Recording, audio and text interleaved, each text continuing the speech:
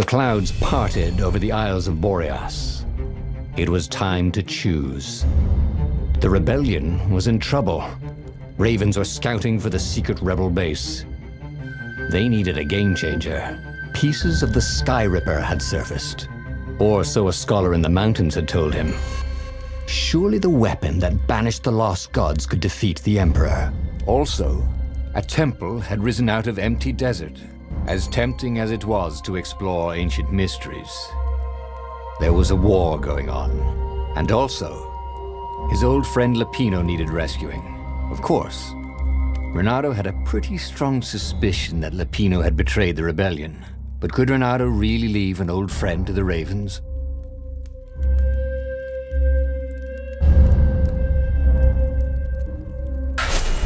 Ah, Lapino.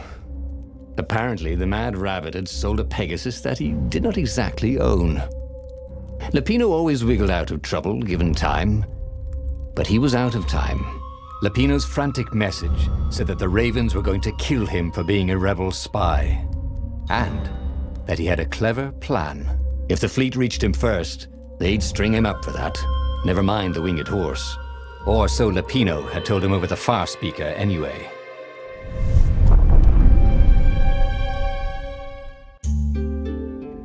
Lapino had apparently managed to confuse the judge by arguing that he hadn't actually stolen a winged horse. He'd only sold it.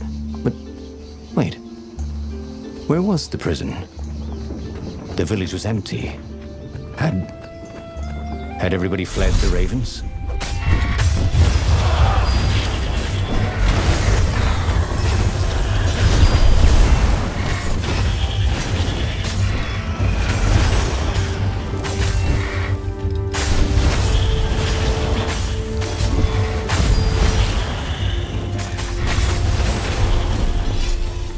That was odd. Renato had been here, at this exact place, at this exact time. But this time, there were so many more Ravens.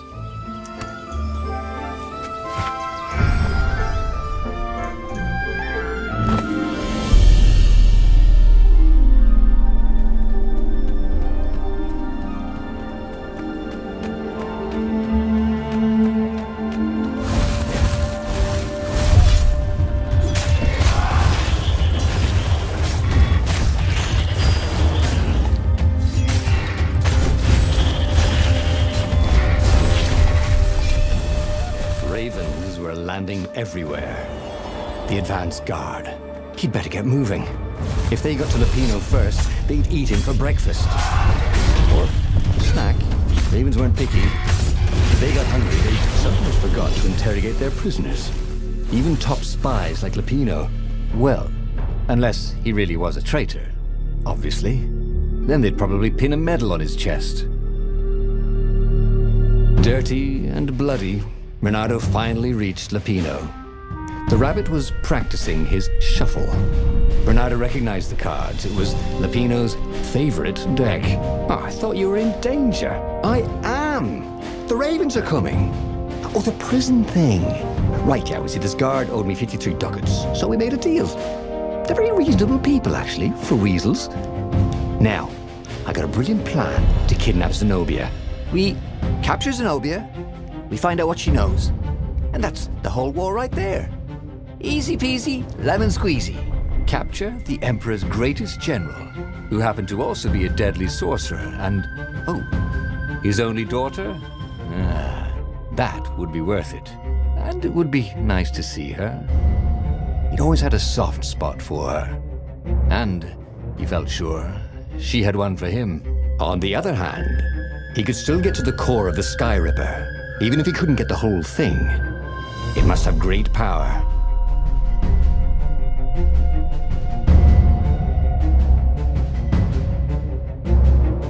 Zenobia wasn't just the Emperor's daughter, of course. She'd been Renato's best friend in Sword Fu school. And you're still mad for her, the rabbit reminded him.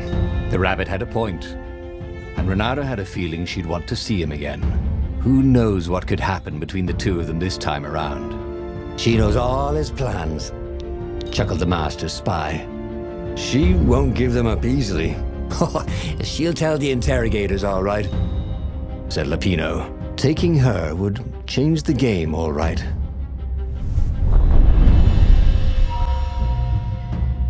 The city was already under Zenobia's control. I had to admire her efficiency.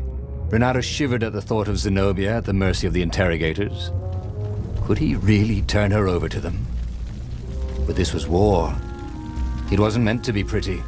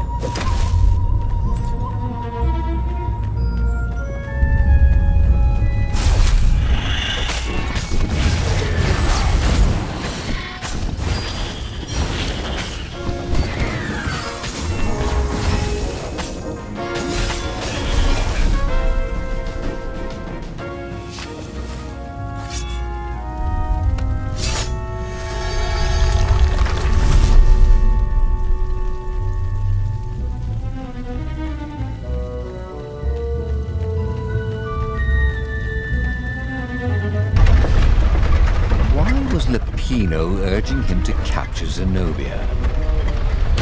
Obviously, it was a trap. But you never knew how Lapino thought. Sometimes his plans were so convoluted they did the exact opposite to what Lapino wanted.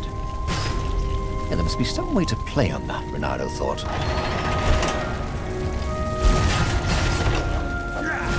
Say goodnight, Gracie, said Renato, wondering who...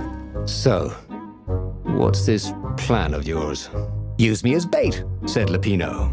And he outlined a slightly complicated plan that involved geese, a net, setting the Farfarer a little bit on fire, Lapino dressing as an old blind toad, and Renato hiding inside a monstrous watermelon.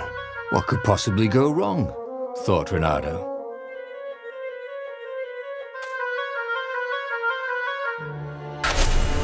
Oh, go ahead. I'm sure you know better, said Lapino.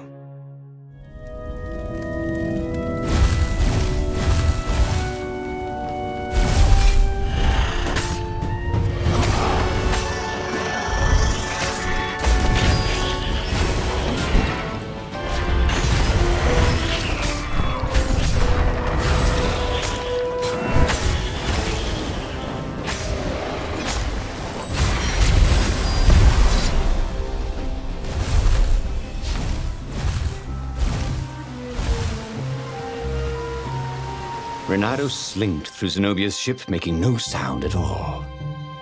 Where were her guards? Finally, he reached her bedroom. She was curled up on her bed. Oh, he'd forgotten how beautiful she was. How sleek. How soft. He tapped her on the shoulder with his sword. She became smoke. And he noticed he had a blade to his throat. Stay a while, heard a familiar voice. Did you really think you could capture me? Zenobia said as her ship lifted off. Now I just wanted some privacy, Renato said. Renato knew she still had feelings for him. Maybe he could just cut to the chase. But was timing right for that?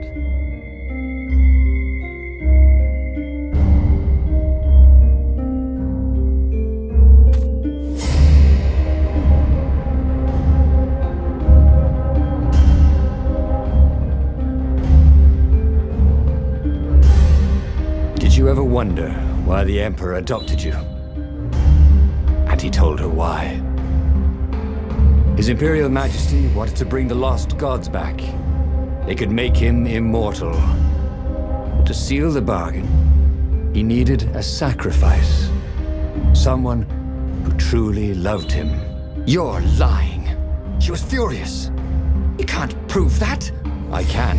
And so, they set sail for the Nexus.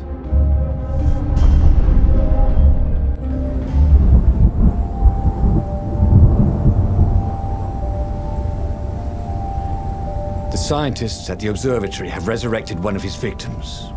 Well, he's not exactly alive, but it can talk, and it can't lie.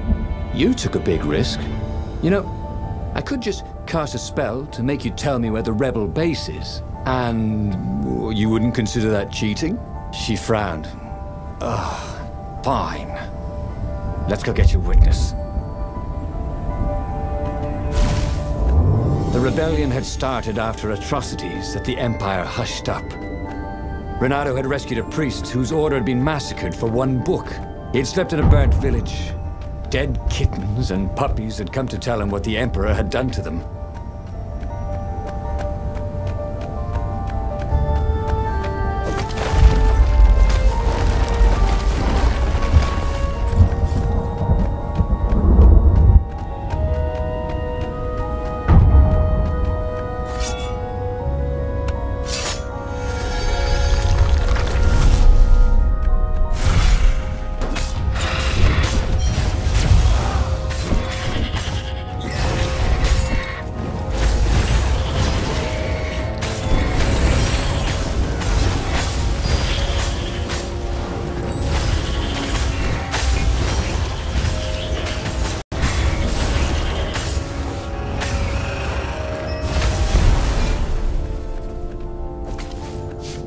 Caught up with him.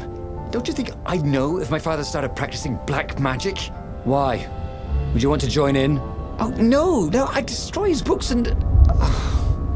All right, I suppose I wouldn't. She stopped, troubled. He ran on.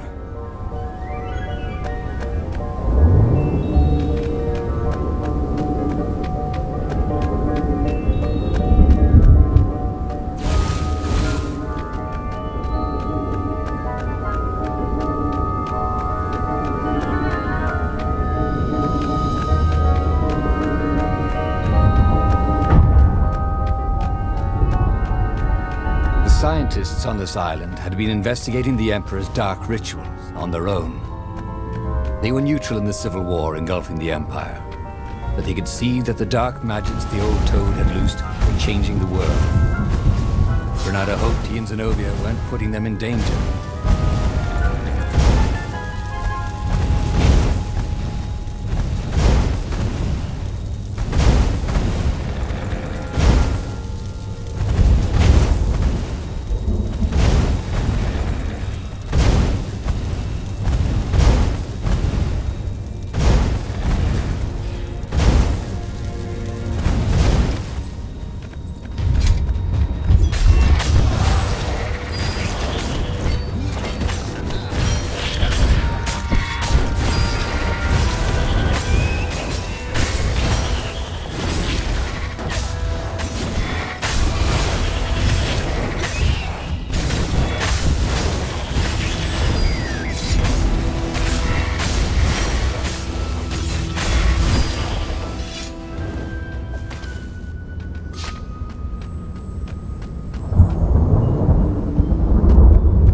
There was an inscription. Praise the sun.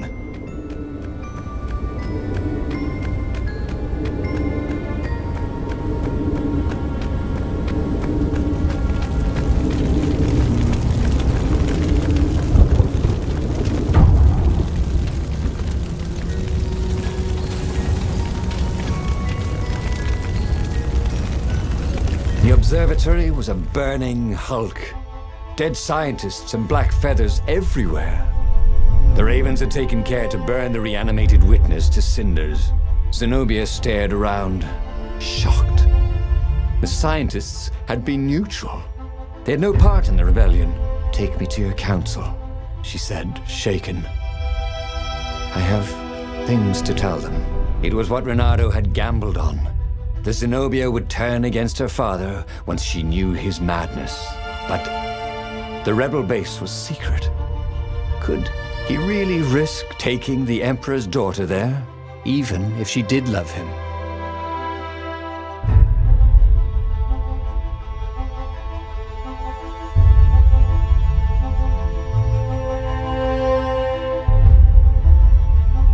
Renato reached Lupino by Farspeaker Toad.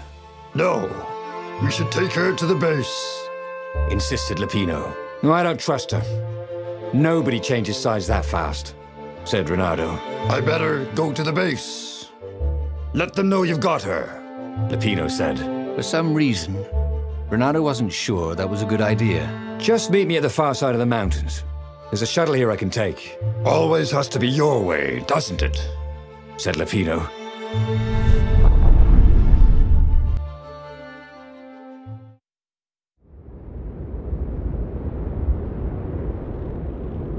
Zenobia was still shaking as they got out.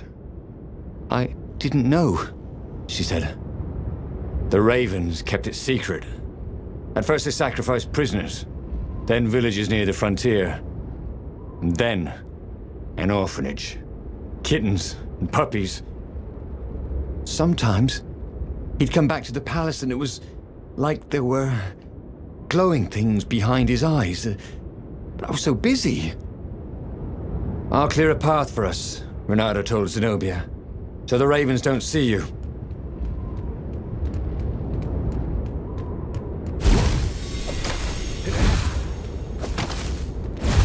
Sorry, mustache, thought Bernardo.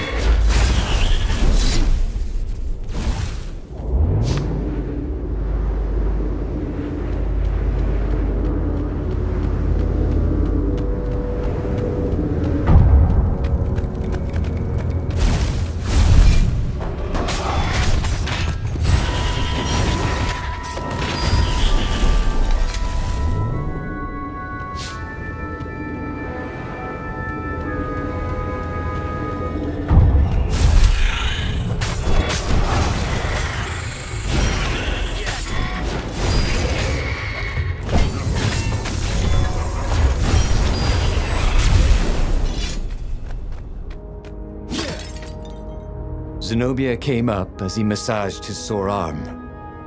Her eyes were wet. He's been saying strange things. He asked me to do experiments, and some were wrong. They are banished, right? Said Bernardo. Gone forever. I mean, he couldn't actually bring the old gods back, could he? She didn't answer him. That frightened him more than anything.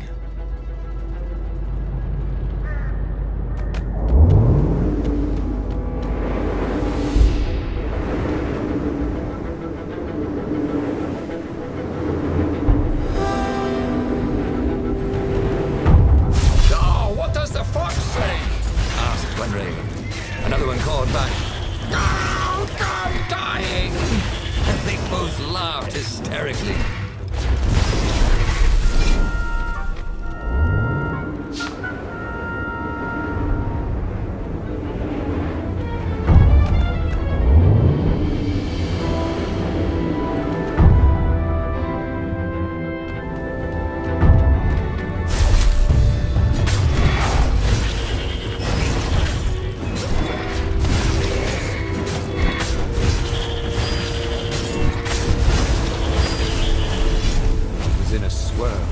Newly remembered knowledge. He needed to focus.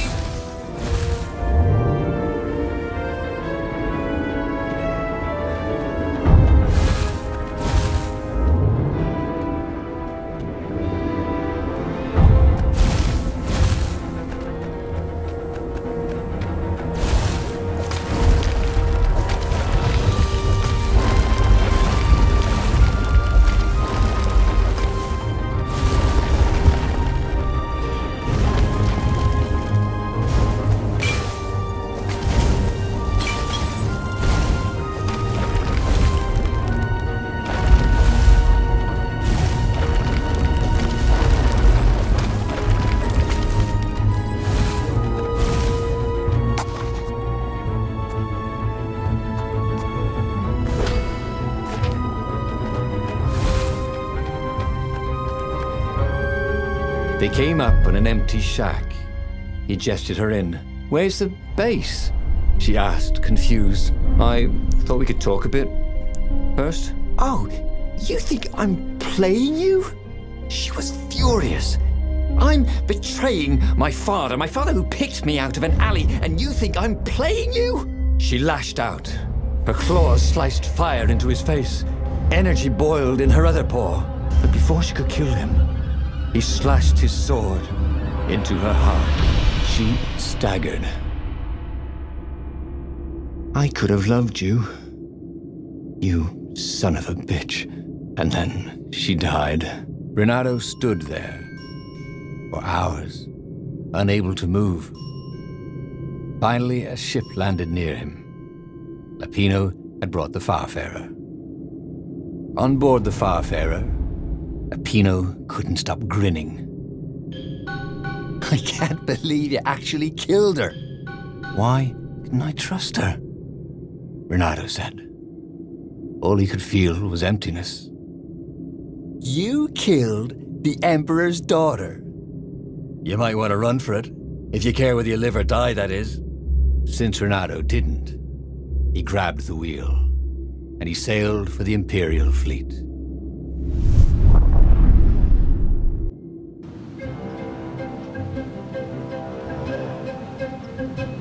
Renato had never felt worse. Zenobia had listened to him. He had trusted him. She had opened her eyes to her father's evil. And everything he had hoped for. He had taken her to a dirty shack. Was he so used to lying that he couldn't trust even the girl he had always loved?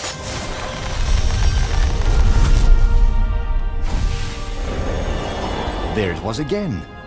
The back door to the portal that went to the center of the fleet.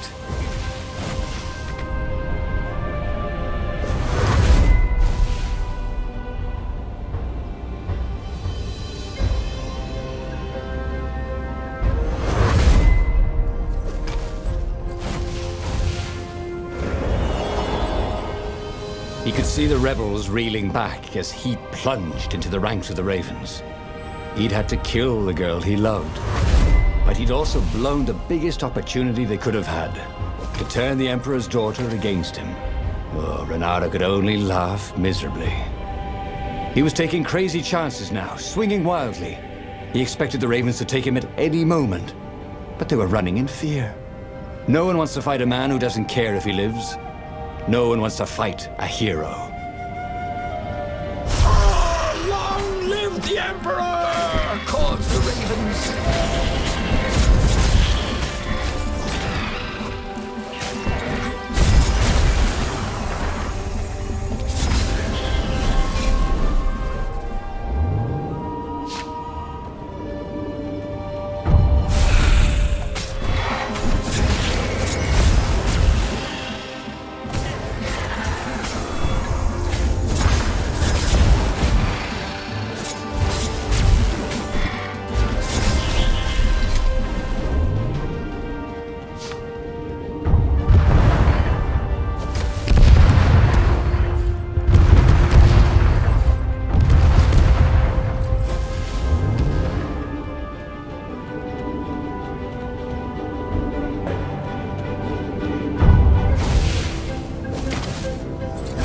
Soon he'd confront the Emperor.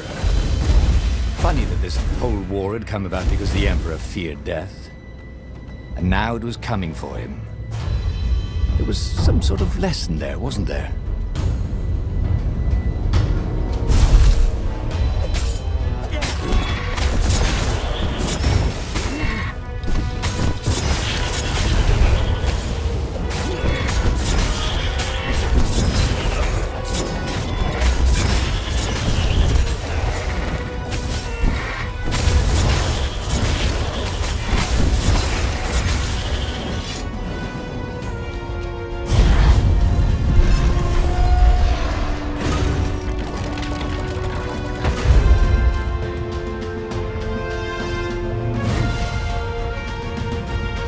He was exhausted, could barely think.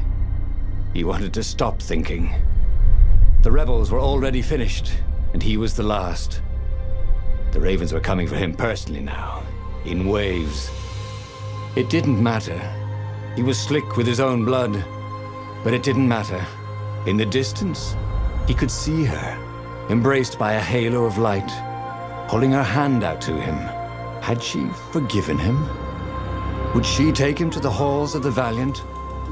Then he felt steel in his belly, and his chest, and his back. And he lay down, and he couldn't see her anymore. He should go back to some of the choices he'd faced before. Maybe there were new paths that had opened up, like those doors he was opening up all over the map that took him to new treasures and around his enemies. And he hadn't learned anything new this time. He'd done the same thing twice, yet expected a different outcome.